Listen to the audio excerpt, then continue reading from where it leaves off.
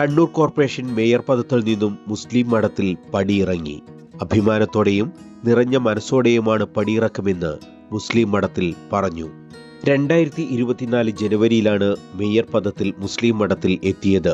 2 വർഷത്തോളമേ പദവി വഹിച്ചിട്ടുള്ളൂവെങ്കിലും ഏവരുടെയും പ്രശംസയും ശ്രദ്ധയും പിടിച്ചുപറ്റാൻ മേയർക്കായി. ഒട്ടേറെ വികസന പ്രവർത്തനങ്ങളുടെ പൂർത്തീകരണം നടന്ന സമയം കൂടിയായിരുന്നു അത്. ചിരിച്ച മുഖത്തോടെയല്ലാതെ മുസ്ലിം മഠത്തിലിനെ കാണാനാവില്ല. തന്റെ മുന്നിൽ എത്തുന്നവരെയെല്ലാം സ്നേഹം കൊണ്ടും സഹായം കൊണ്ടും കീഴടക്കിയ മേയർ.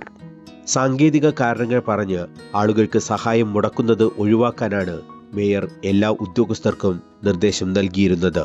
വികസന പ്രവർത്തനങ്ങളും ക്ഷേമ പ്രവർത്തനങ്ങളും പ്രഖ്യാപനങ്ങളിൽ മാത്രം ഒതുങ്ങാതെ ജനങ്ങളുടെ ദിനജീവിതത്തിൽ എത്തിക്കാൻ സാധിച്ചതാണ് ഏറ്റവും വലിയ സന്തോഷമെന്നും മുസ്ലിം മഠത്തിൽ പറഞ്ഞു. ജാതിമത രാഷ്ട്രീയ ഭേദമന്യേ കണ്ണൂരിന്റെ നന്മക്കായി ഒപ്പം നടന്നവർക്കും മേയർ നന്ദി പറഞ്ഞു. വൻ ഭൂരിപക്ഷത്തോടെ UDFന് ഭരണ തുടർച്ച നേടാൻ നമ്മുടെ നല്ല പ്രവർത്തനങ്ങൾക്ക് കഴിഞ്ഞു എന്നത് ഈ കാലയളവിന്റെ ഏറ്റവും വലിയ അംഗീകാരമാണ്. ജനങ്ങൾ വിശ്വാസം പുതുക്കിയത് നാം ശരിയായ വഴിയിലായിരുന്നു എന്നതിന്റെ തെളിവാണ്. ഈ യാത്രയിൽ വ്യക്തിഹത്യയിലൂടെയും അടിസ്ഥാനരഹിതമായ ആരോപണങ്ങളിലൂടെയും തന്നെ ആക്രമിക്കാൻ ശ്രമങ്ങൾ ഉണ്ടായിട്ടുണ്ട്. അത്തരം കാര്യങ്ങൾ തന്റെ സംസ്കാരമല്ല.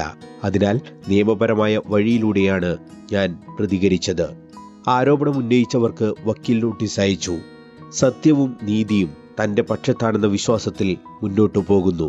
തന്റെ രാഷ്ട്രീയ പ്രവർത്തനം എന്നത് നാടിന്റെ വികസനവും ക്ഷേമവും ജനങ്ങളുടെ ജീവിത നിലവാരം ഉയർത്തലുമാണ്. അതാണ് ചെയ്തതും ഇനിയും ചെയ്യാൻ ആഗ്രഹിക്കുന്നതും. പദവി മാറിയാലും കണ്ണൂരോടുള്ള ബാധ്യതയും ജനങ്ങളോടുള്ള ഉത്തരവാദിത്വവും ഒരിക്കലും മാറില്ലെന്ന ഉറപ്പോടെ സഹപ്രവർത്തകർക്കിടയിൽ നിന്നും റോസാപ്പൂക്കളുമായി മുസ്ലിം മഠത്തിൽ കോർപ്പറേഷനിൽ നിന്നും മടങ്ങി. News bureau, Kannur.